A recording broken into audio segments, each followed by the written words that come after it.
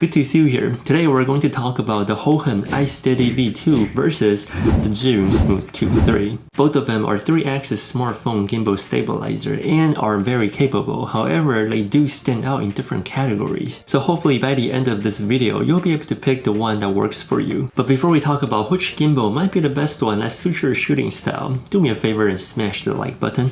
It'll help me out immensely, and I truly appreciate your support. So without further ado, let's get started. As you see, when both of the gimbals are closed, the iSteady V2 is substantially smaller than the Smooth Q3. Both of them are actually quite easy to set up. You don't really have to remember which way to turn and unfold them. It's quite intuitive. All you have to do is just to unfold and go with the flow. The difference in weight is about 0.1 pound, which is about 47 grams, and both of the gimbals payload is 280 grams. I've tried setting up both of these gimbals with my iPhone 12 Pro Max with no problem. And both of these gimbals held up pretty well whenever I had my anamorphic lens from Moment, as well as the Moment case with my phone. However, whenever I switch to vertical mode, the Hohem iSteady V2 actually does not hold up well with my iPhone 12 Pro Max. If I'm just setting it on the table, it works pretty well, but whenever I pick it up, it'll start shaking. The motor couldn't handle the weight of my iPhone 12 Pro Max, and you'll hear the gimbal start to beep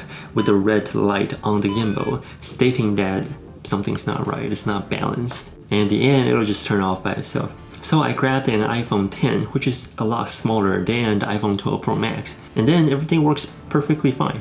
As for the ZHIYUN Smooth Q3, it doesn't have the same problem as the Hohem. But whenever I turn off the Smooth Q3, it'll just drop dead with my phone on there, making a thud sound. On the other hand, with the Hohem iSteady V2, whenever I turn it off, it'll tilt at one side and gently turn it off by itself. Now as for modes, ZHIYUN Smooth Q3 actually has all the modes and indicator on the gimbal itself, but you'll have to cycle through all of them if you want to change mode. As for Hohem iSteady V2, you don't see the modes on the gimbal. You actually have to switch them by pressing the function button, or the shutter button in this case, followed by the power button either once or twice or 3 times, which indicates the different modes that you will be in. And you have to use the LED indicator to see if it's flashing once or twice or 3 times in order for you to tell which mode you're actually in. Now I do like the design from both of them where you can just switch modes without going to the app itself. But I have to say the Smooth Q3 it's a lot better when you are switching modes because you'll see right away which mode that you're in. Setting up both of these gimbals with their dedicated app is quite easy and fast in my opinion. And they both have very similar functions. However, I do have to say that I do like the ZHIYUN app a little bit more because you can switch the video modes right away on top of the menu instead of having to click into menu and then choose the different video format that you need. Now here are some footage that I've taken with both of these gimbals with their dedicated app.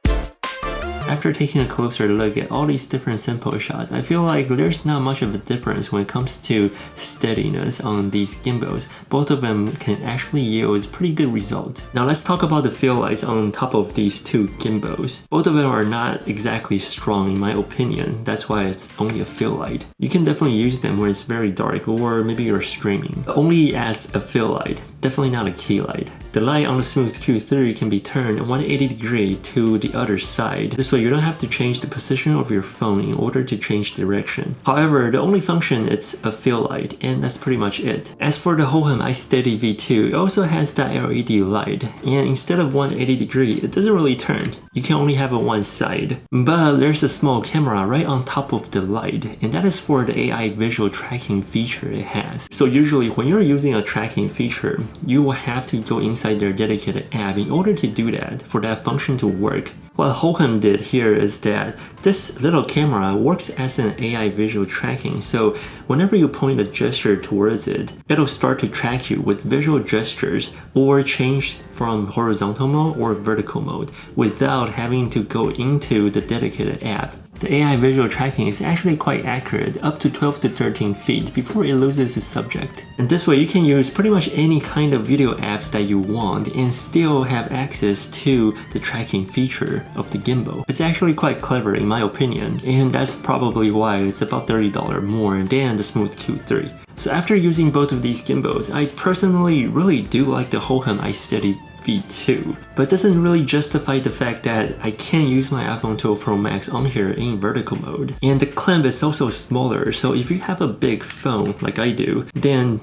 this might not be the perfect fit. You really have to push it in there. Whereas the Smooth Q3, it's very easy to put your big phone in the clamp because it has a bigger clamp. But that's not to say that this is an inferior gimbal. The footage that comes out of this gimbal is actually quite good. And obviously the Hohem iSteady V2 is a lot smaller and travel friendly in my opinion. So if you have a smaller phone, then look no further. The Hohem iSteady V2 is probably the gimbal for you. Now if you do have a bigger phone and maybe bigger hands as well, the Smooth Q3 is actually a lot better because of the bigger grip as well as the extended grip down here with the tripod. The ergonomic design on the Smooth Q3, it's way better than the Hohem iSteady V2. And this comes in handy, especially when you're trying to do different kind of shot with your gimbal. The easier you can hold your gimbal, the easier it is to get the shot. At the end of the day, you get pretty good result with either one of these gimbals. So which one would you pick? Alright, that's it for today's video. If you find today's video helpful, don't forget to smash the like button, subscribe if you haven't already,